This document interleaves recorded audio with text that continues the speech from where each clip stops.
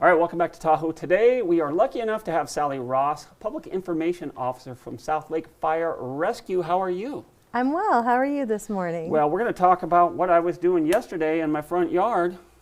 Oh, what did you do? Did you rake?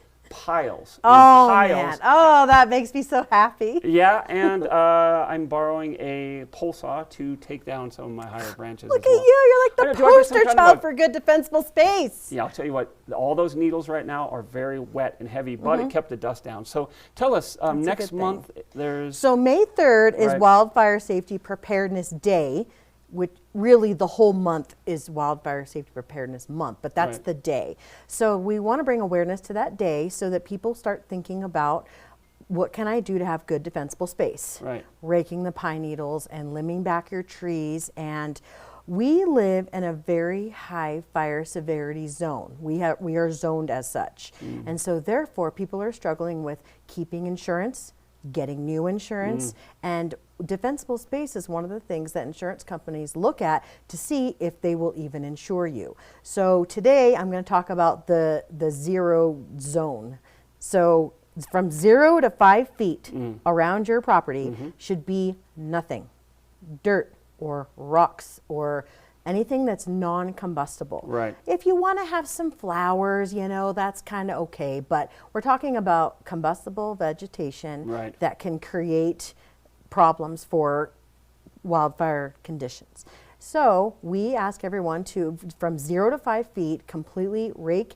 And if you have trees within 5 feet of your house, you might want to consider getting those looked at and marked and getting a permit to get them removed. And then juniper bushes are the fire department's favorites because they're like gasoline, right? Yeah, no, and manzanitas, rip all those things out of there. Those are bad news for wildfire. You know, Kim George was saying too, get your plastic kayaks away from the house. Get them so they're I mean, they're petroleum products. They can burn. Yeah.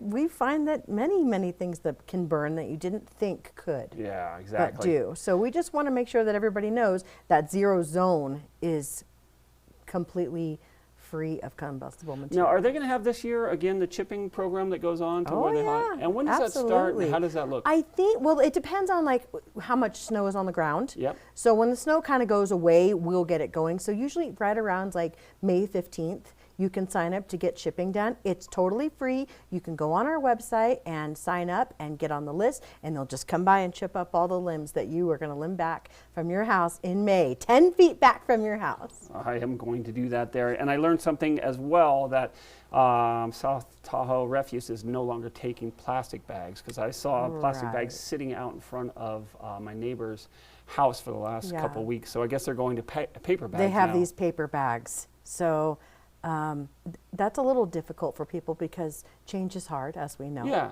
You know, but people can load it up in their truck and take it down to the, what was the name of that, where they take all the limbs and all that? The Green Waste Facility. The Green Waste Facility. Which is at South Tahoe Refuge. Yeah. They have a hazmat part and then a green waste part and then regular trash. And that is free. All right, well, we talked about a bit here. Where can people go to learn more about all this? So you can go to TahoeLivingWithFire.com and you can learn about what plants are safe and what good defensible space looks like and what the zones are. So 0 to 5, nothing. And then 5 to 30, we call it like lean and green and clean. So you can have some plants and shrubs and whatever, but just keep them away from your house. Very cool. That's Sally Ross, Public Information Officer, South Lake Fire Rescue. I'm sure we'll be talking again soon because fire season is coming up. I appreciate you coming in. Thank you for having me.